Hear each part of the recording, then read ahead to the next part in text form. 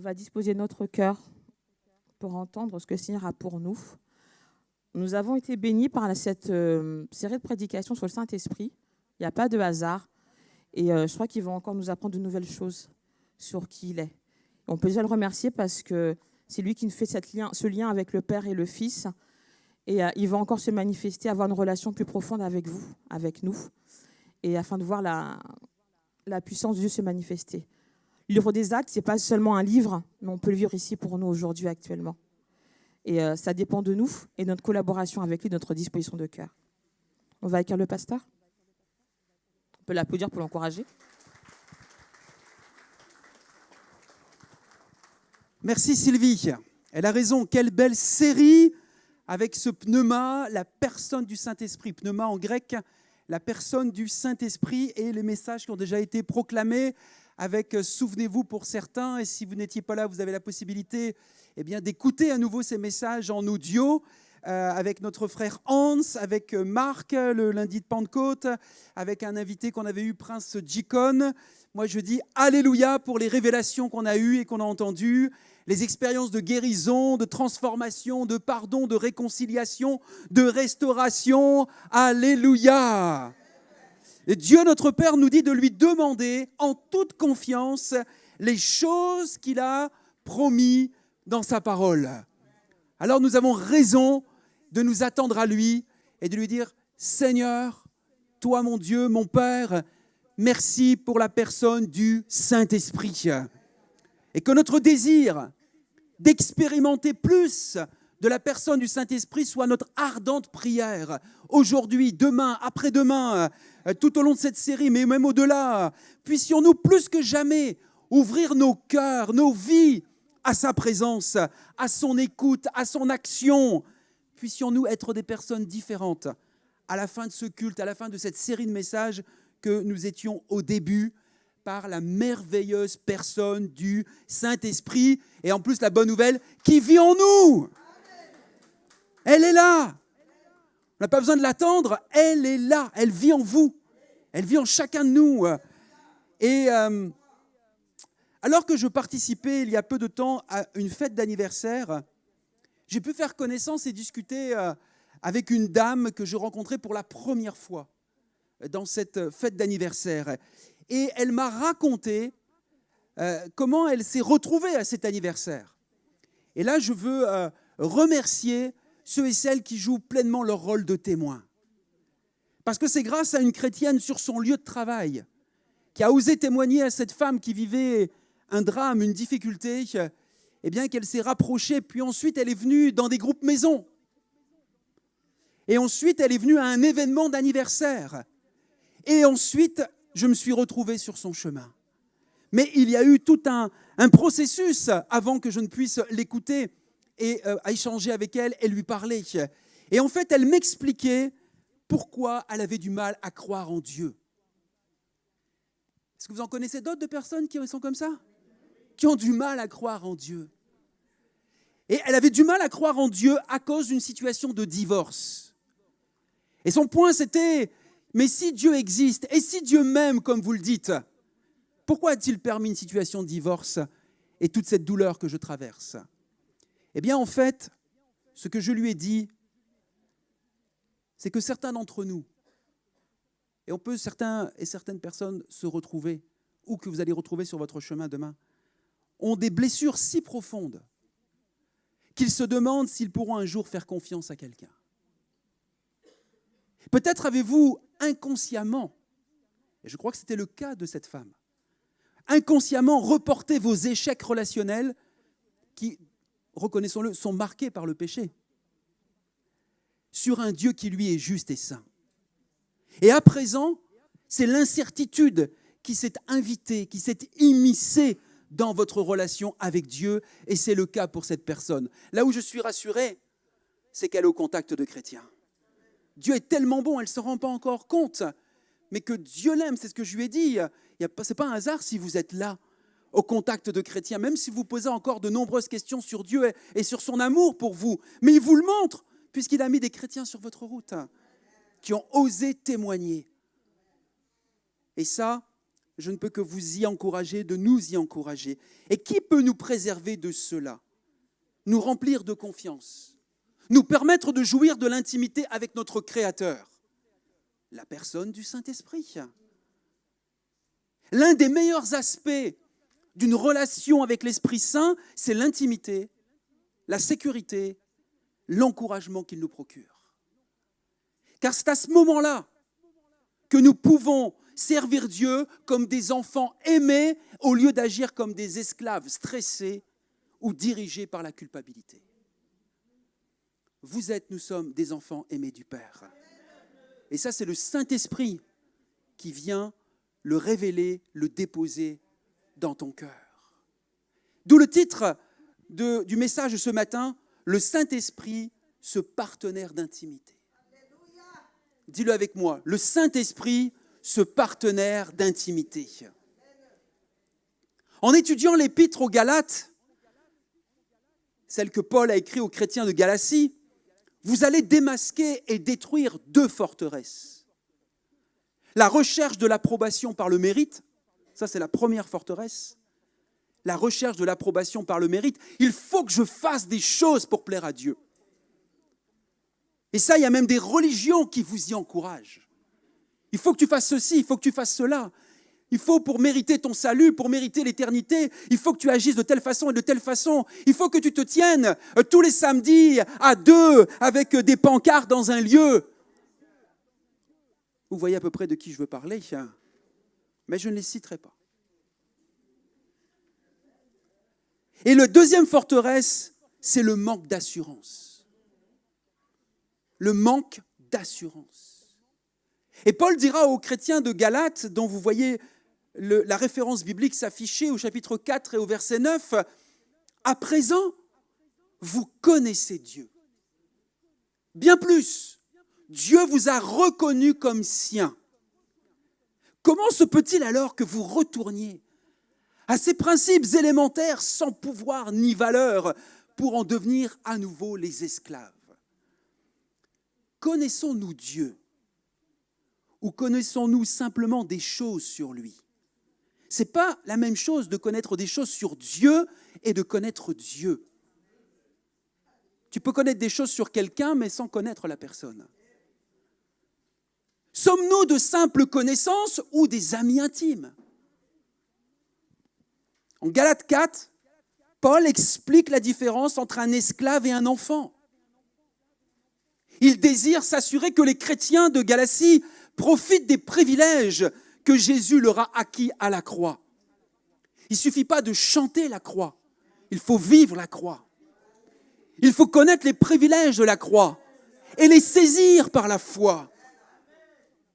Beaucoup d'entre nous sont prêts à dire qu'ils sont enfants de Dieu. Et vous avez raison.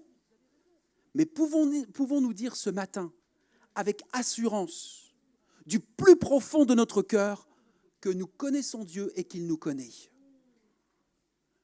Paul explique que c'est le Saint-Esprit qui donne à nos cœurs l'assurance que nous sommes enfants de Dieu. Puisque, il dit, Galates 4, versets 6 et 7, « Puisque vous êtes bien ses fils ou ses filles, Dieu a envoyé dans nos cœurs l'esprit de son Fils qui crie « Abba », c'est-à-dire « Père ». Ainsi donc, tu n'es plus un esclave, mais fils ou fille. Et puisque tu es fils ou fille, tu es héritier des biens promis grâce à Dieu. Quelle vérité magnifique et extraordinaire! C'est l'un des merveilleux dons précieux que l'Esprit Saint nous accorde. Il affirme que nous sommes en bons termes avec Dieu et qu'il nous aime. Il garantit le don de la nouvelle vie en Christ aux croyants.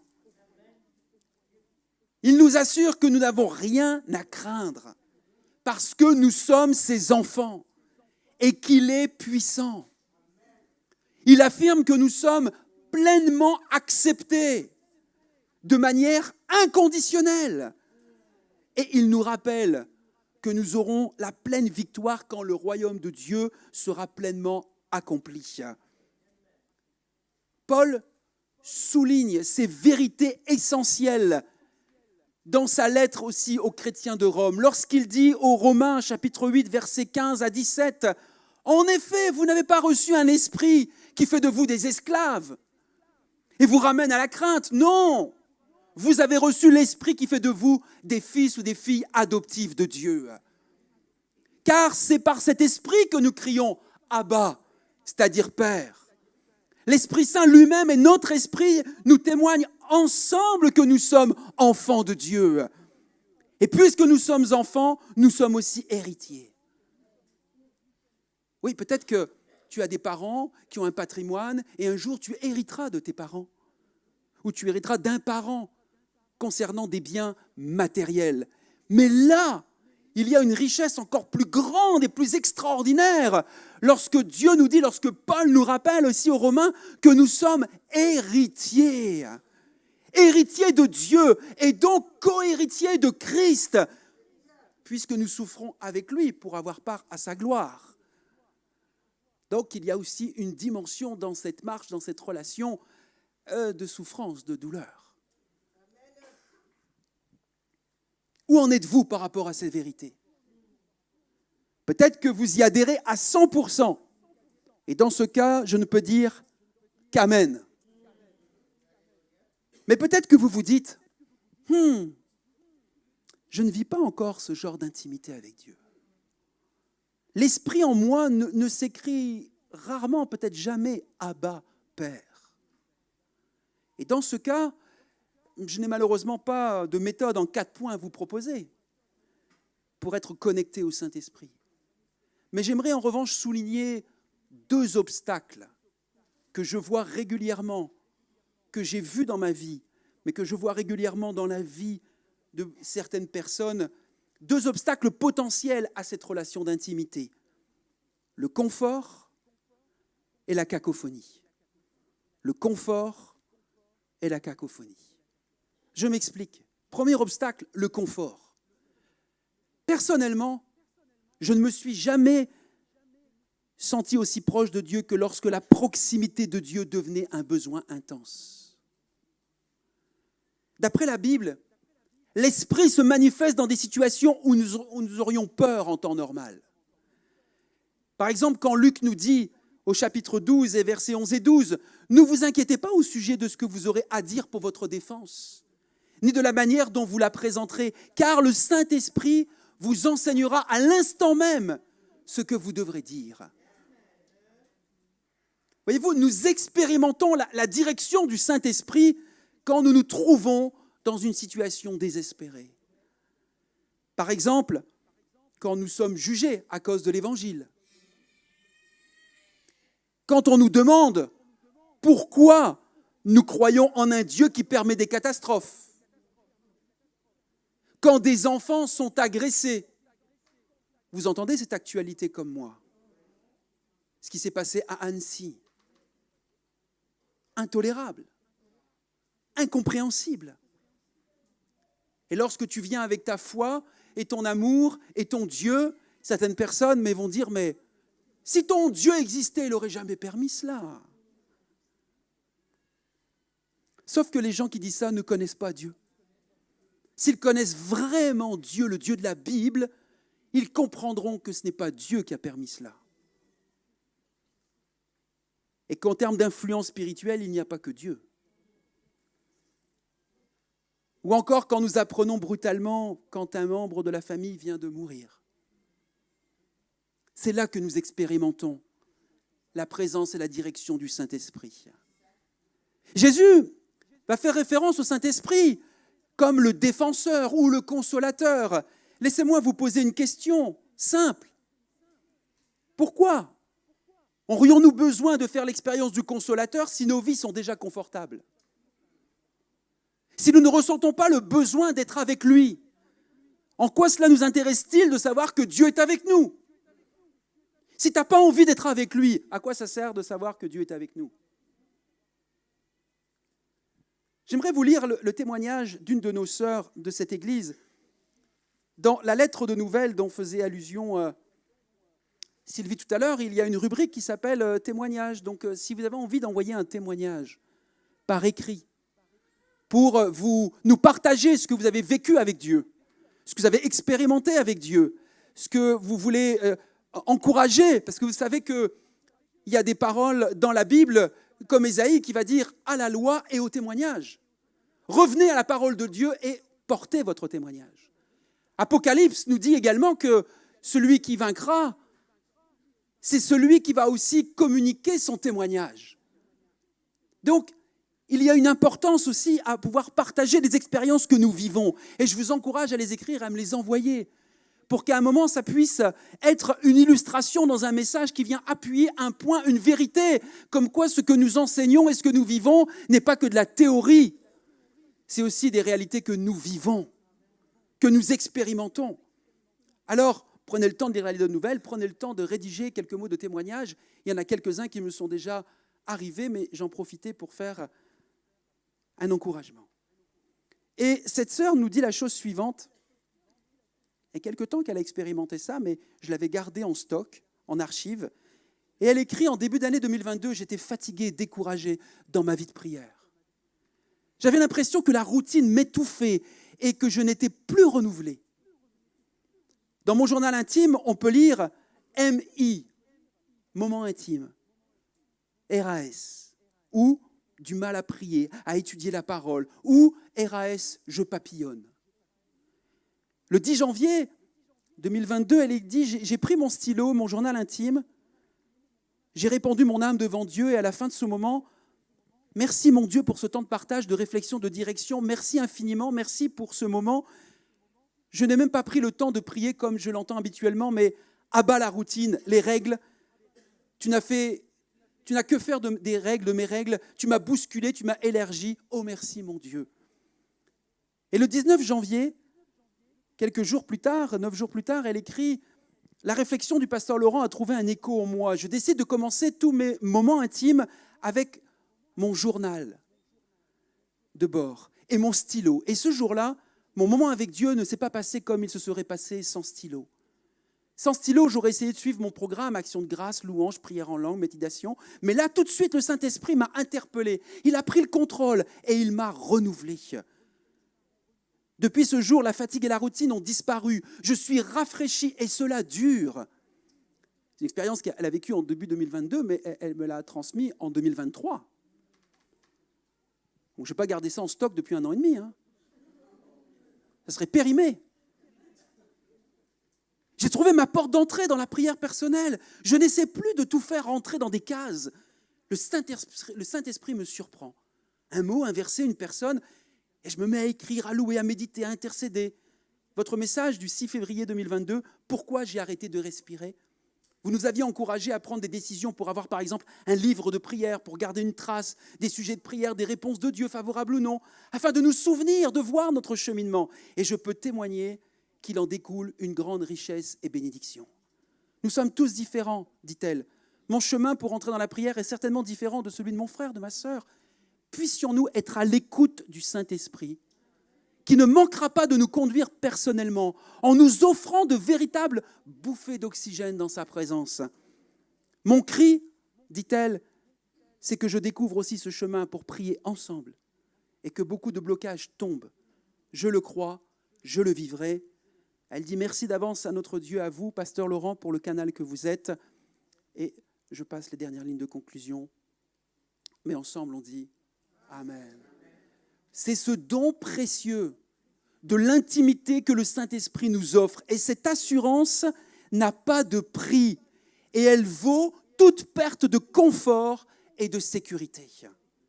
Notre nature humaine, mes amis, veut garder le contrôle, veut rester dans le confort, avec ses repères. Et quand on a ces bons repères, on ne veut plus bouger, on ne veut plus déroger. Parfois, c'est dans de simples pensées. Je crois cela dans la Bible et c'est jusqu'à la fin de ma vie que je vais croire comme ça. Mais Dieu n'est pas comme ça. Parce que Dieu a une intelligence et un amour qui est au-dessus de nous. Et il veut t'amener toujours, parce qu'il t'aime, toi, son enfant, il veut t'amener toujours plus loin. C'est pour ça que la Bible, elle dit de progrès en progrès ou de gloire en gloire. Mais c'est de progrès en progrès. Et donc, il va toujours vouloir étirer, te faire sortir de ta zone de confort. Tout le temps. C'est le plan de Dieu. Parfois, il le fera avec douceur, avec tendresse, avec amour. Mais parfois, il le fera d'une manière beaucoup plus virulente. Et ainsi, il permettra une difficulté dans ta vie, comme une épine que tu as dans le doigt. Et ça fait mal. Mais c'est pour ton bien. C'est pour ton bien. Il veut t'amener plus loin. Et celui qui fait ça, c'est le Saint-Esprit. C'est le Saint-Esprit. Le deuxième obstacle à cette relation d'intimité après le confort, c'est ce que j'ai appelé la cacophonie. Quand, pour la dernière fois, avez-vous eu une conversation ininterrompue avec votre épouse ou votre enfant ? Je parle, vous voyez, d'une discussion où il n'y a pas de téléphone, il n'y a pas de SMS, il n'y a pas d'ordinateur, il n'y a pas une liste de choses à faire que tu as en tête. C'est tellement rare de nos jours de pouvoir passer du temps de qualité avec quelqu'un sans être interrompu ou distrait. Vous avez déjà remarqué ? Est-ce que cela vous arrive ? Moi, ça m'est déjà arrivé, d'envoyer un email alors que tu es au téléphone. Tape ton email, tu es au téléphone, tout en regardant la TV, ou de jouer avec ton enfant à un jeu vidéo. Alors, tu fais 4 choses en même temps. Ouais, si tu dis tout à fait, il va falloir arrêter maintenant, d'accord ? Bon, t'es honnête, c'est bien. Mais là, il faut arrêter de faire ça maintenant. C'est dangereux. C'est bien. En cherchant à faire un max de choses, nous perdons notre capacité à nous concentrer sur une seule action ou une seule personne. Et cela peut se répercuter sur notre vie de prière. Et je suis certain que cela parle à plusieurs ce matin. Nous éprouvons plus de difficultés aujourd'hui à être tout simplement avec Dieu, à nous concentrer sur la personne du Saint-Esprit, même quand nous avons délibérément décidé de passer du temps avec lui. Moi, ça m'arrive, je vais dans mon sous-sol ou dans ma pièce à moi, secrète ou à l'écart, comme vous pouvez avoir aussi chez vous, et parfois il me faut du temps avant d'arriver à me concentrer. Je suis en train de penser à ma journée, à mon agenda, à des rendez-vous, parfois même au repas que je vais manger. Qu'est-ce que ma femme a préparé ? Est-ce qu'elle a vraiment préparé quelque chose ? Ça va être à elle ou ça va être à moi de le faire, le repas ? Seigneur, mets sur son cœur que ce soit elle. Mais on pense à un tas de choses comme ça, vous êtes d'accord ? Et puis, alors que tu sais, tu as voulu, tu as désiré aller à la matinale. Alors la matinale, c'est un bon rendez-vous. Moi, je suis déjà allé, j'y vais pas tout le temps, j'ai pas tous les matins, c'est à 6h du matin jusqu'à 7h du matin. Bravo pour ceux et celles qui sont fidèles, à ceux qui l'animent, à notre frère David. Mais tout de suite, il te branche et il te connecte. En chantant, en priant, en louant. Et à chaque fois que j'étais à la matinale, ça m'a fait du bien. J'ai mis moins de temps parfois que lorsque je vais seul dans mon lieu secret. Alors, mais il faut que tu aies tes matinales à toi aussi. Peut-être à des heures différentes, et ce n'est pas l'heure que Dieu regarde. Si tu seras plus béni si tu te lèves à 6h. Pas du tout. Dieu n'est pas comme ça. Mais parfois, il y a des hommes qui essayent de vous croire qu'il faut être comme ça. Mensonge. Tu peux avoir ta matinale à l'heure que tu veux. Mais l'important, c'est de te concentrer sur lui. Donc, coupe tout ce qui peut te distraire, tout ce qui peut être la cacophonie, en fait. Jésus, tu vas me dire, il n'avait pas des emails à gérer. C'était beaucoup plus cool pour lui. Il n'avait pas de SMS, il n'y avait pas de boîte vocale. Mes amis, il a constamment fait face aux multiples sollicitations des foules qui le poursuivaient. Et à chaque moment de la journée, les gens le cherchaient. Où est Jésus ? Et parce qu'il faisait de sa relation avec son Père une priorité, il trouvait des moyens d'échapper à la foule. Il prenait le temps de se concentrer au calme. Il était prêt à se mettre à l'écart pour prier et être en communion avec Dieu le Père. Notre manque d'intimité, mes amis, est souvent dû à notre refus de nous déconnecter et de mettre de côté, pour un temps, toute communication avec les autres pour nous retrouver seuls avec lui. Et combien l'adversaire le sait, est en train de nous piéger avec tous ces outils, tous ces réseaux. les gens sont devenus addicts au réseau, avec tous les outils. Nous ne disons pas que c'est mauvais et que c'est mal. Ce que nous disons, c'est reste un enfant de Dieu et pas un esclave de l'outil. Parce que ça va te voler ce qu'il y a de plus précieux, ton intimité avec le Saint-Esprit, qui, comme Jésus l'a dit, veut et peut faire toute la différence dans ta vie. Dans ce monde tourbillonnant, bruyant, cacophonique, trouver un endroit calme nécessite un effort considérable. Il faut du temps pour apaiser notre âme et notre cœur devant le Seigneur. Et cela implique d'éteindre beaucoup d'objets connectés. Vous entendez, aujourd'hui, la tendance et la mode, c'est quoi? Les objets connectés. Alors que le chrétien, Dieu l'avait inventé ça depuis longtemps, ce qu'il souhaite, c'est que l'humain soit connecté à lui. Mais tu n'es pas un objet à ses yeux. Et pour certains, cela signifie peut-être de se lever plus tôt. Pour d'autres, se retirer dans une pièce particulière à la maison. Pour d'autres, peut-être aller faire une marche dans la nature. Ou de réserver quelques jours aussi pour te mettre à part. Je ne sais pas exactement ce que peut signifier pour vous s'arrêter et prendre du temps devant le Seigneur, mais je sais une chose. Peu importe votre personnalité. Ce n'est pas une question de personnalité.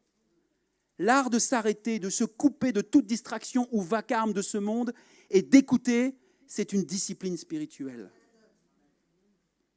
Et c'est en pratiquant cet art de vivre, cette façon d'être, que nous pouvons vivre une intimité et une relation plus profonde avec le Saint-Esprit. Cette semaine, je vous donne un exercice. Vous allez être de bons étudiants ? Je vous propose de faire une pause, d'ouvrir votre Bible cette semaine dans les chapitres 14 à 16 de l'Évangile de Jean. Évangile de Jean, chapitres 14 à 16. Cette semaine, entre lundi et vendredi, à votre rythme, prenez le temps d'ouvrir et d'avoir un moment avec Dieu sur ces trois chapitres 14, 15, 16 de l'Évangile de Jean. Prenez le temps de vous laisser imprégner par les paroles de ces chapitres. Prêtez attention à la façon dont Jésus désire que ses disciples aient la paix intérieure et comment il les réconforte en leur assurant qu'après son départ, il ne les laissera pas seuls. Il leur promet qu'il leur enverra un autre consolateur, le Saint-Esprit. Jésus a dit qu'il est avantageux pour nous d'avoir cet autre consolateur. C'est compréhensible. Après tout, Jésus ne faisait que marcher aux côtés de ses disciples. L'Esprit, quant à lui, allait entrer dans les disciples.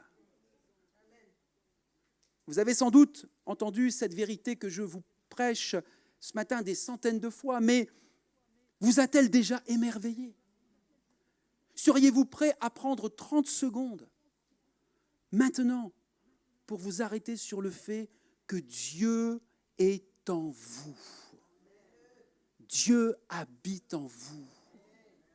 Vous êtes l'habitation de Dieu. Nous sommes l'habitation du Saint-Esprit. Lorsque je vous dis ça, lorsque je me redis ça, je m'émerveille devant cette vérité. Avant, il y avait des objets pour transporter la présence de Dieu. Ça, c'était l'ancienne alliance. Aujourd'hui, dans la nouvelle alliance, nous sommes l'habitation de Dieu. Je transporte Dieu. À la maison, je transporte Dieu. Je vais faire des courses, je transporte Dieu. Cet après-midi, peut-être je vais aller faire du vélo, je transporte Dieu. Et je vais aller faire du vélo, on a pris le rendez-vous avec mon voisin qui est non chrétien. Et mon désir en faisant du vélo, ce n'est pas seulement d'entretenir la forme et de faire du vélo, peut-être de subir l'orage qui tombera, c'est de pouvoir avoir une opportunité à un moment de témoigner avec mon voisin qui est en recherche, qui est en cheminement. Et de le voir venir à Jésus et un jour venir dans cette église. Et peut-être un jour venir être baptisé d'eau. Il ne s'agit pas d'une relation vague et distante. L'Esprit de Dieu nous choisit, vous et moi, pour faire sa demeure. Cela veut dire que quand je vous parle, l'Esprit du Dieu vivant vit en moi. Je peux très bien me réveiller un matin en me sentant particulièrement fatigué, stressé ou impatient. Ça nous arrive tous. Et humainement parlant, ces choses pourraient très bien aussi définir le reste de ma journée. Mais le fait est que l'Esprit Saint habite en moi. Et à cause de cette réalité, qu'il est bon que tu te rappelles, qu'il est bon que tu nourrisses, eh bien ta journée n'a pas à être déterminée par le stress, la fatigue ou l'impatience. Si vous avez reçu cette promesse du Saint-Esprit par la foi, vous aussi, vous êtes son temple. Maman, quand tu conduis tes enfants à l'école, le Saint-Esprit est en toi. Quand tu te rends au travail, mon frère, tout au long de la semaine, le Saint-Esprit est en toi. Quand vous allez en cours, les jeunes, à l'université, au lycée, et que tu as donné ta vie à Jésus, parce qu'on a de nombreux jeunes ici qui appartiennent à Jésus, alléluia, le Saint-Esprit est en toi. Quand tu vas faire tes courses, moi, j'aime pas aller faire les courses. Donc, vous ne me croiserez pas beaucoup dans un magasin, je n'aime pas ça. J'ai l'impression de perdre mon temps. Et j'y vais surtout pas avec ma femme non plus, sauf quand on est en vacances. J'ai un peu plus de temps. Parce qu'on ne va pas au même rythme. Moi, j'ai une liste. Je suis la liste. Et il vaut mieux pas que dans le magasin, ils aient changé les articles de rayon. Parce que là, ça m'énerve. Mais ma femme, elle a une liste, mais elle ne regarde jamais sa liste, elle. Elle regarde, elle pioche un truc. J'ai dit, chérie, on veut des pâtes. Prends Barilla, c'est bon. Ah non, il y a peut-être une promo. Et là, je dois me rappeler que lorsque je fais les courses, le Saint-Esprit est en moi. Ne t'impatiente pas à la caisse parce que tu as choisi la mauvaise caisse. Et ça, j'ai l'art de choisir toujours la mauvaise caisse, moi. J'arrive, il y a une panne du tapis, le papier n'est plus dans la machine, la personne, elle a oublié quelque chose. Mon Dieu, pourquoi m'as-tu abandonné ?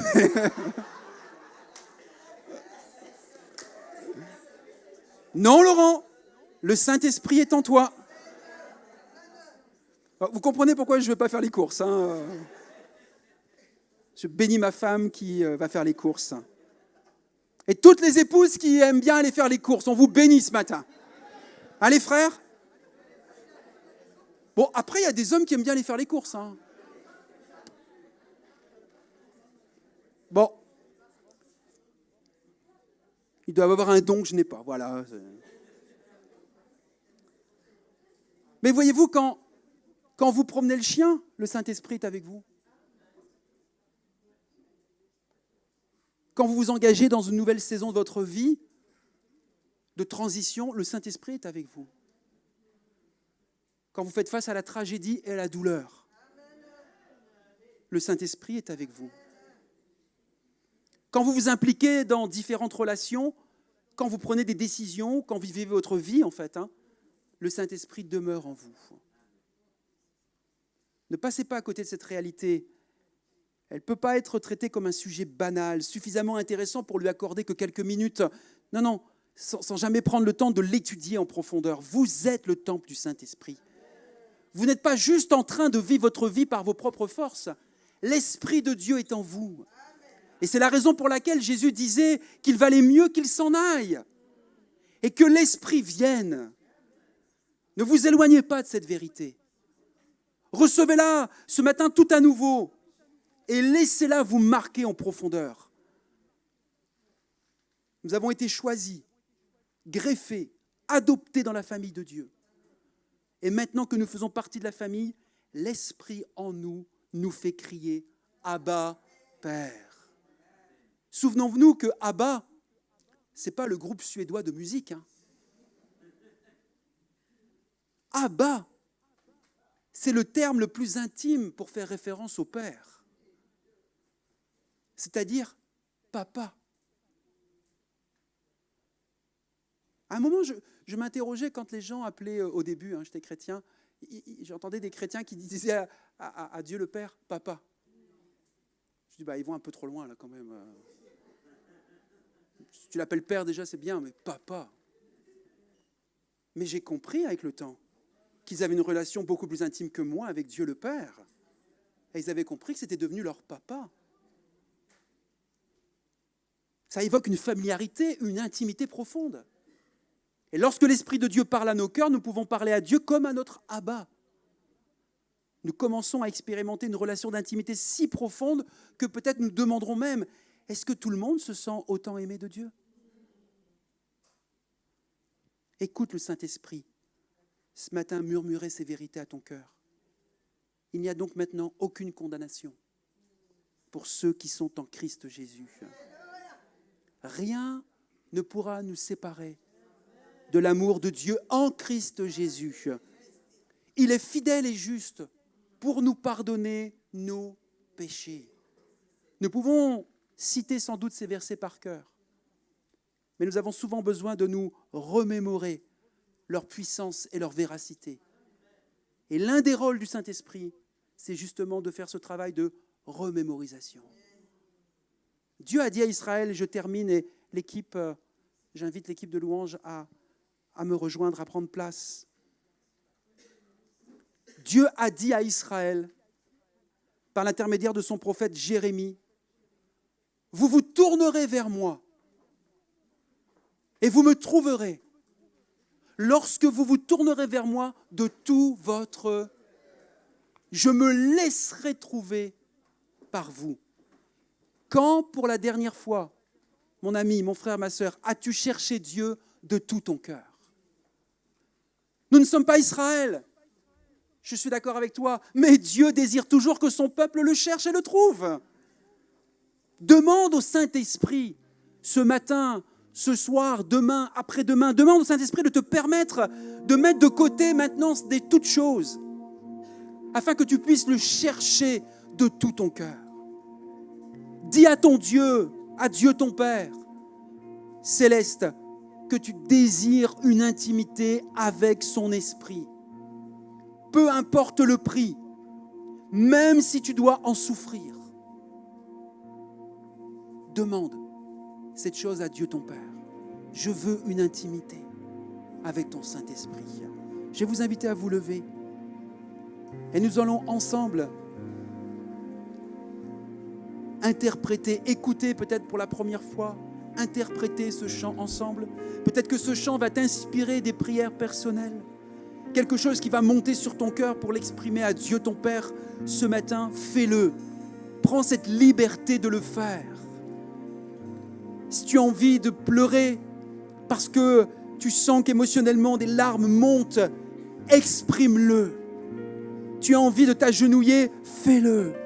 Sois libre ce matin d'avoir un cœur à cœur avec Dieu et de réclamer à Dieu ton Père cette intimité après laquelle tu aspires, tu désires, qui manque peut-être dans ta vie ou qui n'est pas assez régulière dans ta vie, ou que tu désires plus intense dans ta vie. Ce matin, adresse-lui ta prière. Il est fidèle et juste pour t'écouter et entendre et exaucer ta prière.